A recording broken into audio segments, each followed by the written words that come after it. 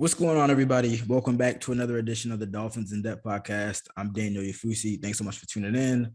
I was off last week, but I am back this week to keep on talking Dolphins football. I know it's a bit of a dead period. Offseason workouts have ended. Players are away from the facilities until late July, but we're still going to talk Dolphins, but with a little twist. For the next couple of weeks, we're going to be breaking down the Dolphins as they kind of match up to their division rivals in the AFC East. And this week, we're going to start with the New York Jets, not the Giants, the Jets. And to do that, I had to bring in DJ Bien-Aime, friend of the show. He's been on a couple times, outgoing Jets beat writer at the New York Daily News. I got to say outgoing because he announced last week that is wrapping up this Friday, right, DJ? Yeah, man, I'm out of here Friday, you feel me? Going on bigger and better things, you feel me? But I can't announce it yet, but No, I'm excited for you. Like you said, today's price is not yesterday's price. Butchered the line. I know I butchered it. I butchered yesterday's price is not today's price. Shout out Fat Joe. But yeah, I'm really happy for you, man. You did great work in your 1 year up there, and like you said, you can't announce it yet, but I'm really excited for your next stop. But we gotta wrap up your last week in good fashion, talking Dolphins-Jets. I know you had a lot of fun with Jets fans on Twitter over the past year or so, being a Dolphins fan yourself, talking to Zach Wilson. So we're gonna wrap it up just like that. And we got to start with the Jets. Like I said, offseason workouts have ended. It's a big year for Zach Wilson in year two after some struggles as a rookie. He obviously had a knee injury that sidelined him for a couple of games, but he's back. Same head coach, same offensive coordinator. Some nice additions in the offseason like CJ Uzomah, offensive guard, Laken Tomlinson. They obviously drafted Garrett Wilson in the first round. What did you see from Zach Wilson, and what is the word out on Zach Wilson after the offseason workouts? So what I saw was a little bit more decisiveness. Just being able to read who he's supposed to read. Because in the Jets offensive scheme, it's not really, you got to read the safeties, see what coverage they're in, and then proceed with that. Like some of their plays, it really doesn't matter what the coverage is. You're reading a specific defender and then attacking off of that specific defender. You know what I'm saying? Like hypothetically, like if you got a receiver in the slot running a go route, say running dagger concept, you got a slot receiver running a go route, and then you got the outside receiver running a in breaking route, let's say 10, 15 yards, whatever it is.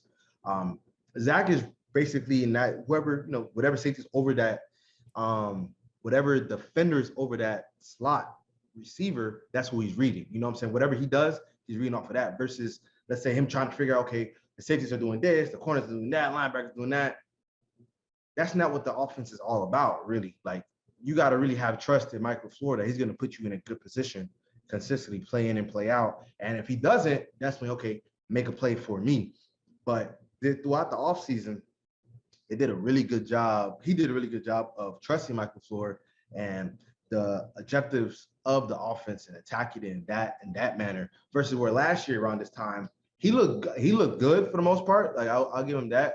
But it was more like, okay, a receiver's off 10 yards corner's off 10 yards. I'm going to just throw this out route. I'm going to just throw this hitch route, like easy, simplistic completions that aren't really conducive to what NFL football really looks like. And he was going against a weaker team defensively last year versus this year. That's why there's more variance where like he had some good moments and good practices, and then it kind of fell off at times. Last year it was pretty steady and consistent. Like he was looking good the majority of the time. Like I said on another podcast, if Zach and OTAs last year, and let's say there was no training camp, a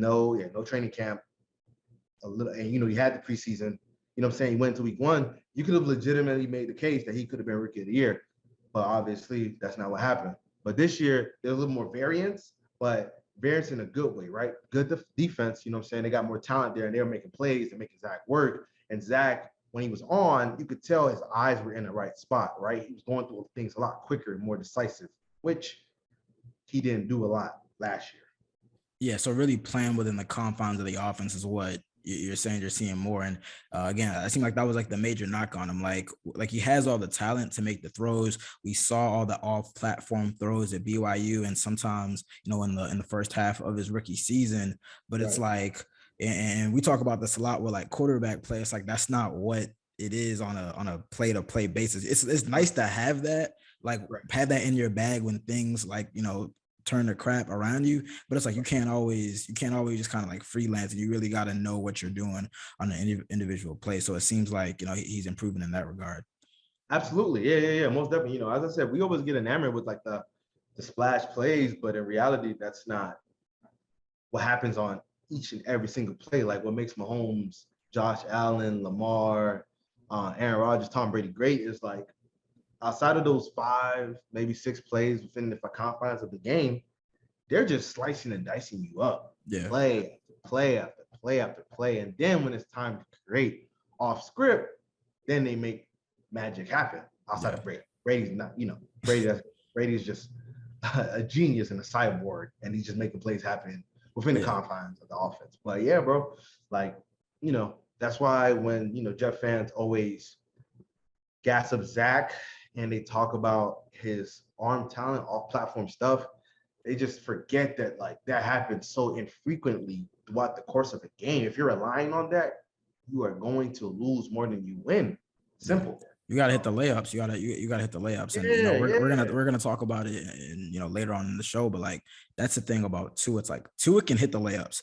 Tua can drop back one step, 3 step, whatever, and let it rip and hit his guy. But it's sometimes when, you know, the play breaks down, he's got to roll around, he's got to move around, where, you know, you're not going to see the Josh Allen, Patrick Mahomes, or, you know, potentially Zach Wilson type deal. So obviously it's going to be a big year for the Jets. There's a lot of talk about the Jets improvements, and I think the over under on their wins is like 4.5 or 5. I think it's 5.5 or something like that. People are hammering the 5.5 because they think that, you know, this is a much improved team. And that's really what I want to get into. You know, it's not just Zach Wilson, but, you know, they had an active free agency. Like I said, bringing in some guys. They had a ton of draft capital. I mean, what's the vibe, you know, outside of Zach Wilson? What are, you know, Jets fans, Jets coaches really, really high on, you know, entering training camp? To be honest, I think they went into the season, the offseason, they went into it knowing Zach was bad as a rookie, and we should not expect Zach to be great in year 2. We should not expect him to be very good in year 2. We should expect him to be solid. And if he exceeds that, great. But with that approach, you want to build up the roster around Zach, so he's not requiring him to be great. And you saw that with the moves that they made. And that's why I think the vibe in the building is, okay, we have a very talented team. Like there's way more talent across the board on a team that's not going to require Zach to be magnificent for us to have a shot at the playoffs. Like Zach can be, let's say, you know, like 62% completion, 3,600 yards, 22 to 24 touchdowns, 25 touchdowns, but the run game is good. Let's say Brees is damn near 1,000-yard back. Michael Carter's almost 1,000-yard back, and you got a good defense, like top 20 or top 15. You're going to be able to win a lot of games that way, you know? Yeah. So I think that's the vibe, is that they have a good team around Zach, a good enough team around Zach to where he doesn't have to be a superhuman. Because again, like people don't have the rookie year that he had, and then they just turn it to like a bona fide star in the year 2. I mean, it's going to be a progression. He could get there if he does. It's going to be a progression, not like a year 1 to crazy year 2 jump. Right, exactly. So it's funny you mention it though, like the kind of the way that they approach the offseason. It's like, all right, we don't want our quarterback to like have to be like an elite top 5 quarterback to win right now. So we're just going to flood him with skill position players, surrounding teammates. It's like, it sounds like every other team not named the Bills in the AFC East. Cause I mean, that sounds like the Dolphins, to be honest. And I mean, I've said it, the Dolphins have put Tua in a situation where, you know, he's not going to have to do everything. He's going to have to, I keep on putting it this way. Tua is really going to have to mess things up for them not to be successful under Mike McDaniel, because they got the running backs, they got Tyreek Hill, they got Jalen Waddle, they got Mike Gesicki, the offensive line, they added some pieces there. And even with Mac Jones, it's like Mac Jones might have like the lowest, ceiling of all of them.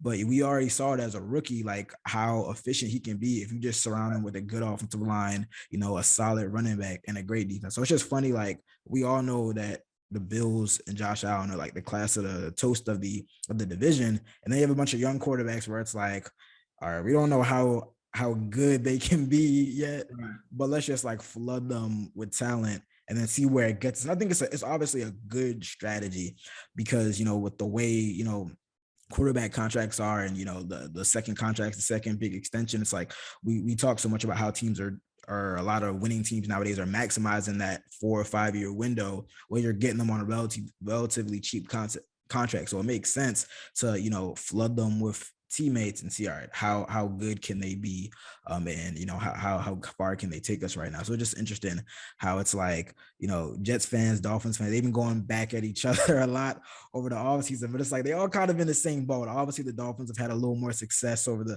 in the head-to-head matchup and whatnot, but they're franchises that are kind of in the same spot with their quarterbacks where it's like we don't really know what we have here yet, and we're still in that kind of feeling out process. Yeah, man.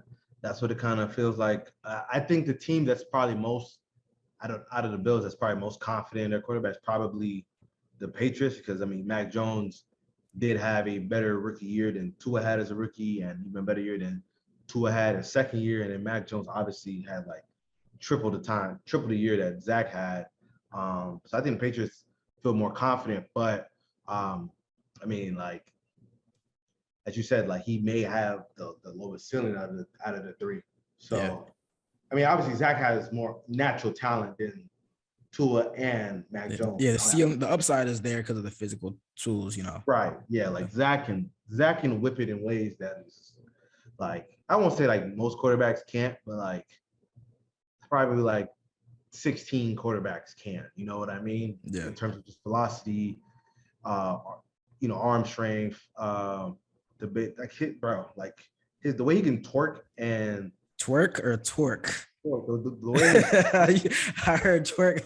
The way he can torque is, I guess, his core to make certain throws, but like he can just do it in like a snap of an instance. It's just, and get outstanding velocity on some passes is just, yeah, no, it's special. I'll give him that. Like, that he has. He just has to be able to read defenses and when there's pressure around. Everybody can look good at OTAs, man. Yeah, what I'm saying? That's why I didn't want to make too much of it, Tua hitting Tyreek deep. That's good and all, but I'm like, man, it's the middle of May, June. Right. For the Dolphins case, you got backups in there. Like, you don't want to make too much of it, but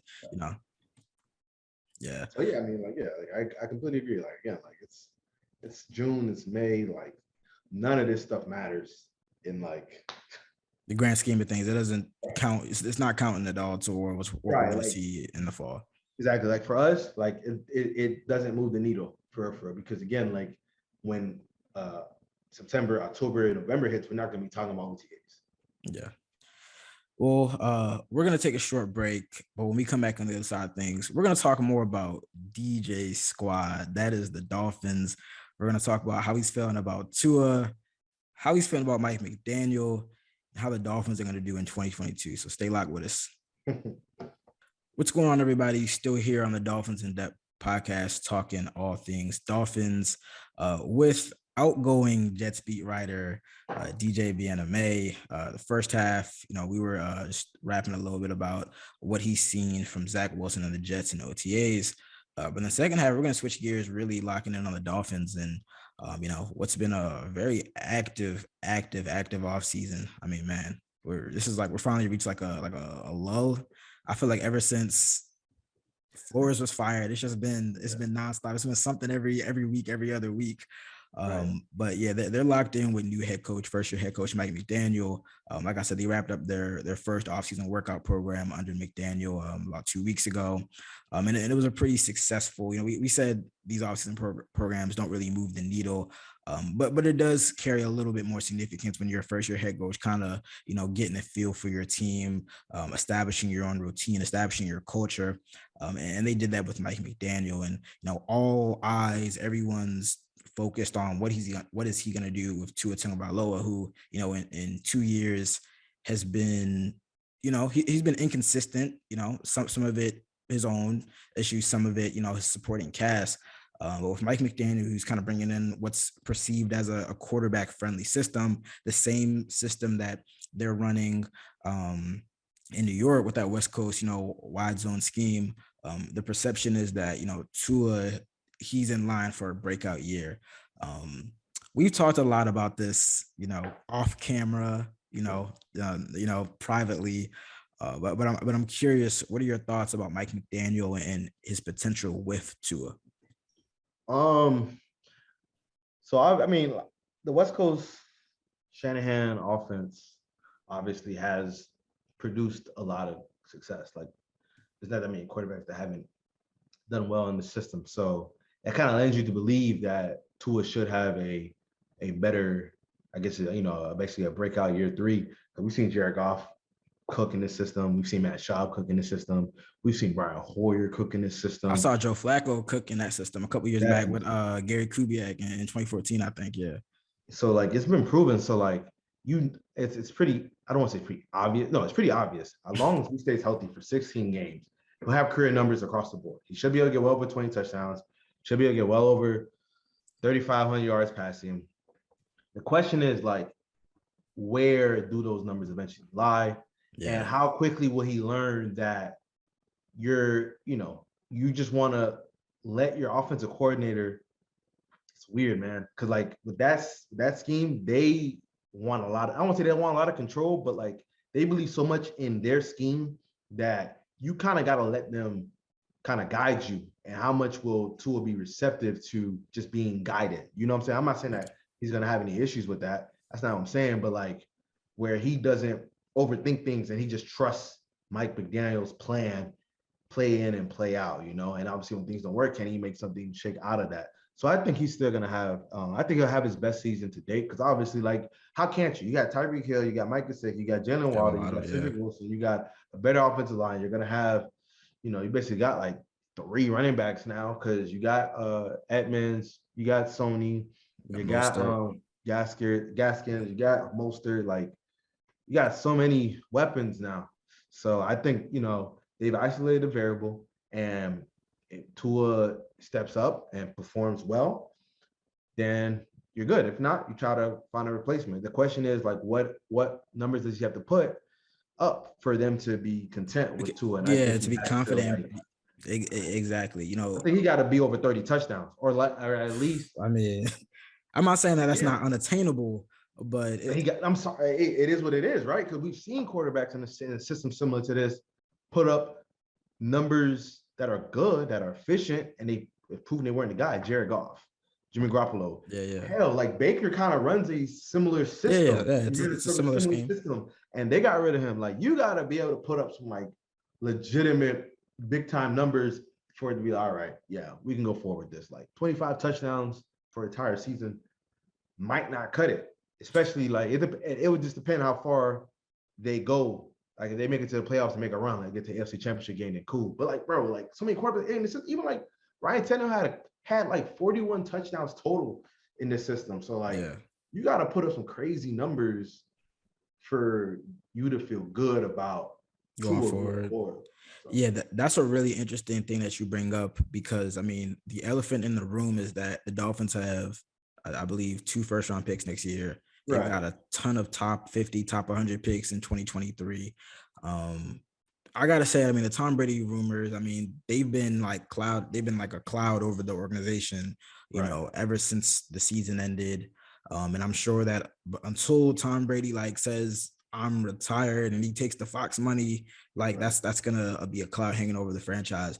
And it is a really interesting conversation. Like, at what point, what numbers does Tua have to put up? What does Tua have to do for them to like go into the following offseason and say, we're not seeking a new quarterback?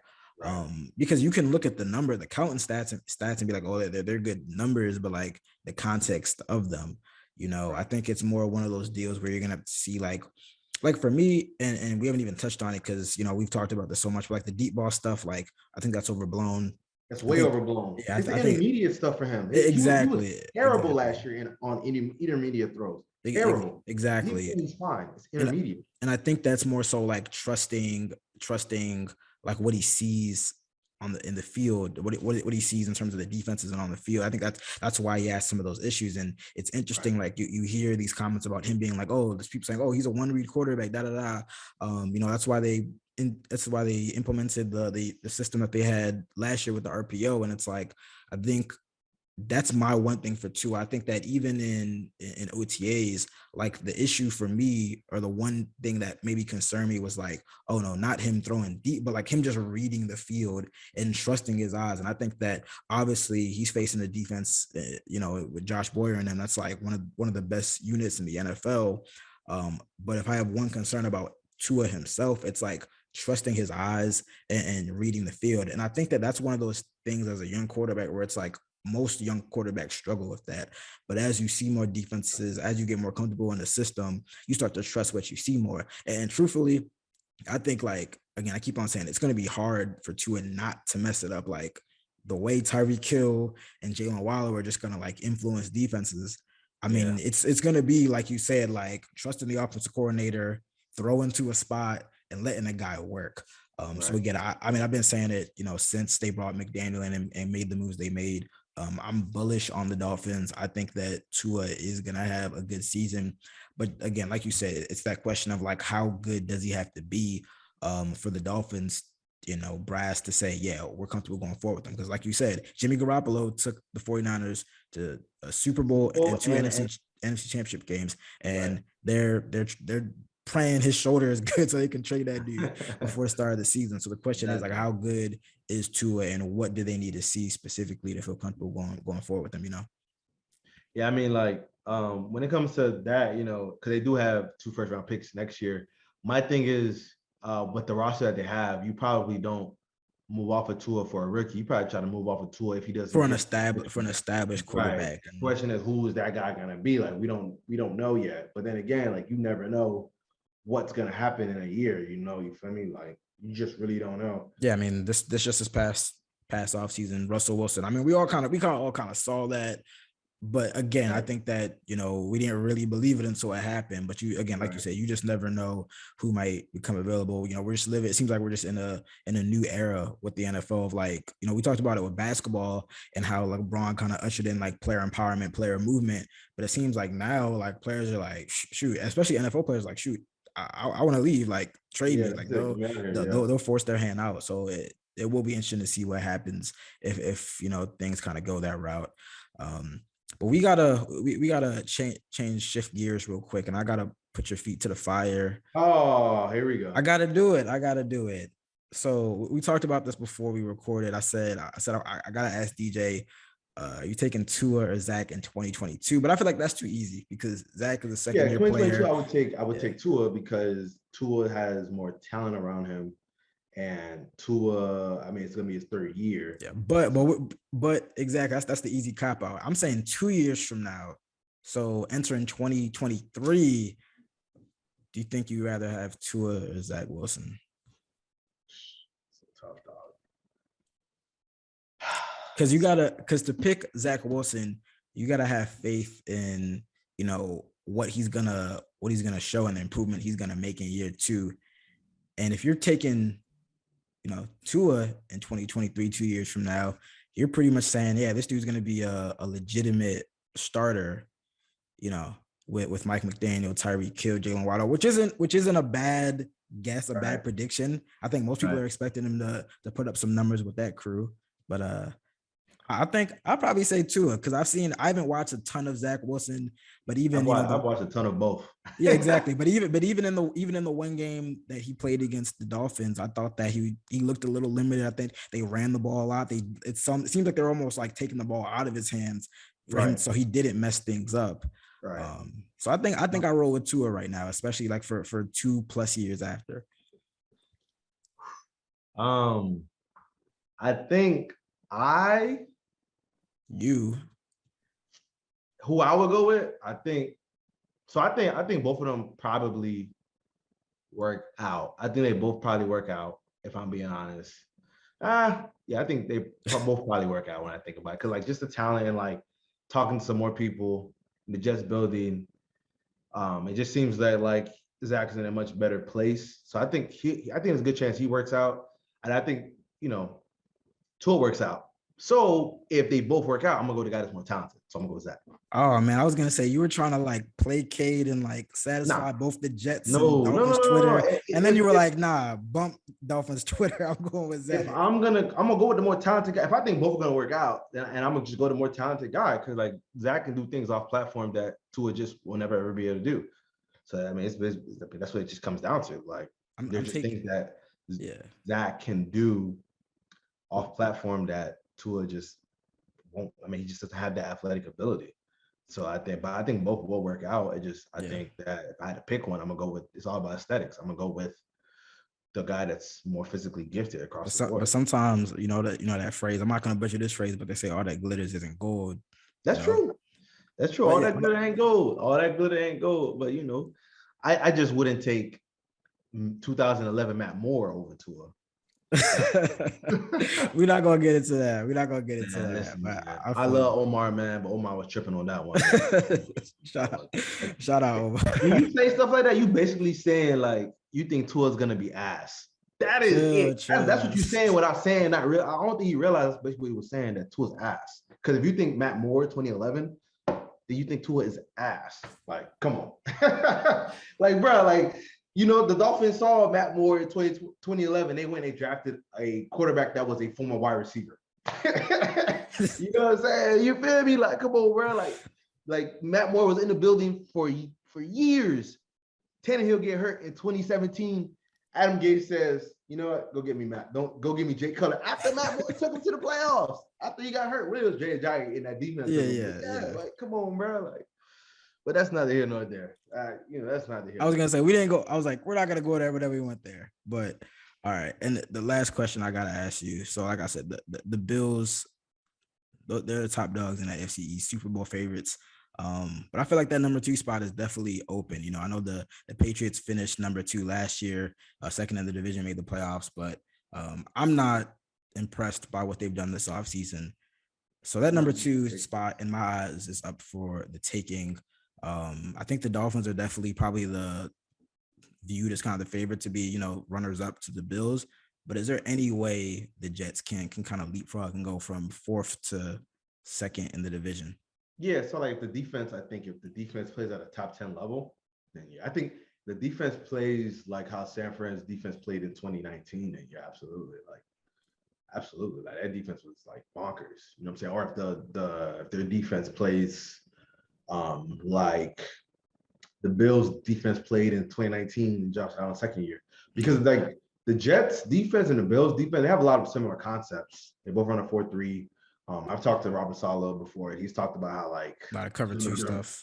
Yeah, like Sean McDermott's taken some of his stuff and made it a little bit better, and vice versa. You know what I'm saying? So like they run similar schemes. Like where it's a lot of the early downs. It's vanilla off man stuff, and then they get real creative on third downs and stuff. But yeah, man, I think that the Jets, if that happens, they could be second. I think that the Dolphins out of all those 3 teams have the best shot to leapfrog the Bills if I had to pick one. Because they just have when you look at the Dolphins roster, like they have players that are legitimately like arguably top 5 at their position, right? Yeah. Armstead, and at premium positions. We talked about premium positions. They have top 5 talent at premium positions. Like you said, wide receiver, cornerback, edge rusher. Those types of positions, they have top 5 talent. And corner, like they have like Xavier Howard is arguably a top 5 corner. You got Armstead, arguably a top 5 left tackle. You got Tyreek, 2 guys. Tyreek Hill and Waddle could be a top guy. Like that should be the best receiver tandem in the league. You know what I'm saying? Like just a matter if everything goes right with the quarterback and learning that new system. That's the only question that there is. That's what I'm saying. Like if you put let's say you put I don't know like Lamar Jackson, like you put like a legitimate like star in the Dolphins offense, like it's not that quarterback.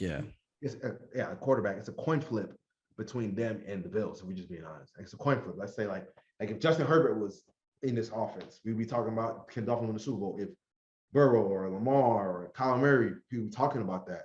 Just it's just question marks with Tua. Like the Dolphins over under is like 9. Yeah, 8.5, something like that. Yeah, so basically, like the Vegas is telling you that there's talent on this roster. We just don't know about the quarterback. And I think we both agree that Tua's going to have a much better year. We just don't know exactly what that's going to look like.